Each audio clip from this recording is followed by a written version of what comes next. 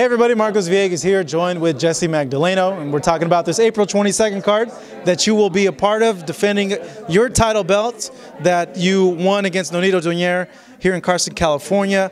Let's take a step back though. I want to talk about the Donaire fight. Now that there's been a lot of months that have passed and you've seen the tape, what were you happy with and what were some things that you felt you could have done better in the fight? I was happy with my all-around performance. You know, I thought I did a spectacular job with my movement, my hand speed, my power. It was just the bundle of everything that I had with Manny Robles and Edgar Hassel, you know, in the gym, and having them help me train and get prepared for this fight.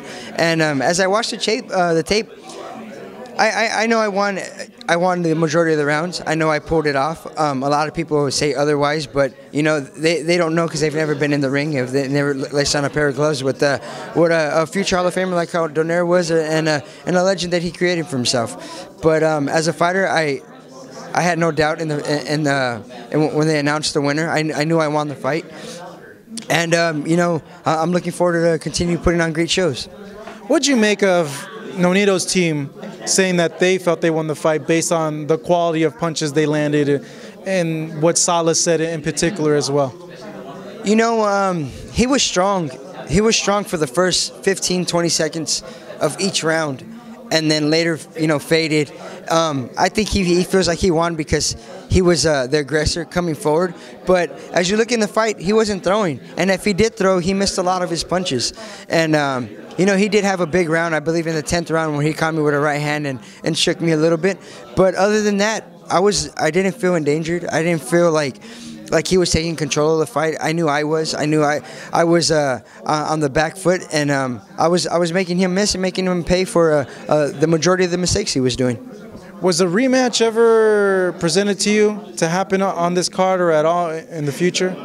It was never presented to me. You know, I know he keeps saying that he went out there to and he wanted the rematch and this and that. It was just a verbal talk, but what he should have did as a smart fighter, like any fighter does, is write it in the contract. That way there is a mandatory rematch, and that way he could, you know, get the rematch like how he wanted to. But now, now that I'm the title holder and now that I'm world champion, you know, I call my shots now. I call what I want for my future. And right now I think this is the best move for me. You know, wait for Donaire to climb back up the ladder and make a name for himself again. And that's if he continues to fight, or if not, he does otherwise. Look at you, talking like a boss. Look at you, making boss moves. You know, your name's right here, Magdaleno Dos Santos. Dos Santos is an opponent that not many are familiar with. So what are you expecting from this fight, and how is he, I guess, as a fighter? You know, from what I hear and what my coach tells me, he's a fighter that likes to switch. He switches from lefty to righty. He throws accumulated punches, and he's a mover. So. You know, with that being said, you know, we go to the gym and we have great sparring partners. Like I have Oscar Valdez, and you know, I have other guys in there that are movers, that throw a lot of punches, and you know, that have heavy hands. That way, we go into this fight very ready, and you know, because we don't take no fight lightly. Rather, the guy's known or the guy's not known. You never know, you know, because I came when I fought Donaire. Not that many people knew me. They knew a little bit of me, but they didn't think I was ready for that caliber, and I did a whole 360, and I show everybody what I'm about, and that's what makes this fight interesting, because everybody comes into the ring ready, and I don't take nobody lightly. You got like one of the most talent-stacked gyms, I want to say, in the United States at this point, because it's yourself, you got Oscar, you have Conlon now, you have Brazil, you have Quigley. There's a lot of talent there.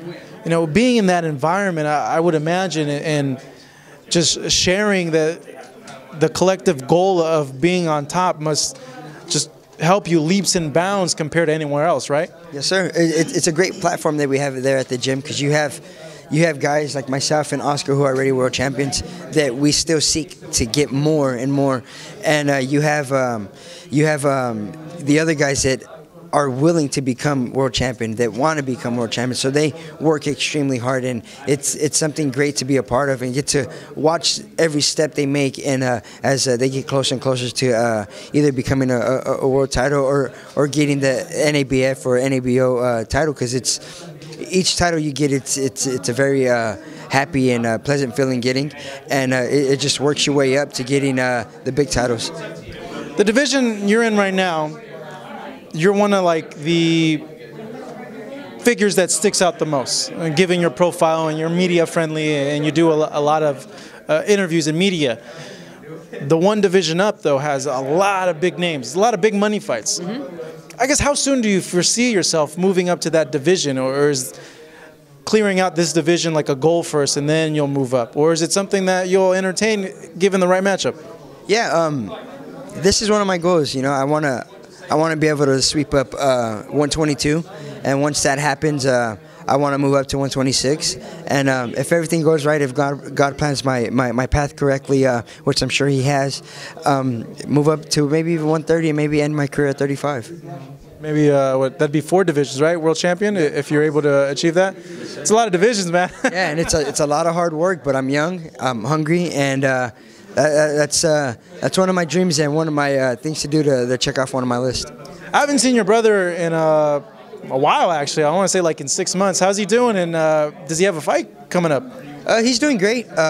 You know, he's being a dad now. You know, he has his baby. He's enjoying his time with his son, which is it's a huge blessing to have. Yeah, he's looking to make his way back in boxing. Right now, he's having some small difficulties, but he'll be back in soon, and he'll be back in to show everybody what he's about. Super bantamweight, the other champions. If one fight could happen right now between any of the champions, and I'm just talking hypotheticals, you know, I guess what would be the one where we'd be like, this guy right now, let's do it? I would say me and the WBC champion, Rey Vargas. That's something I look forward to. Hopefully, maybe in the near future that could happen. And I think it'll be a great matchup. He's an aggressive fighter. He's a Mexican fighter.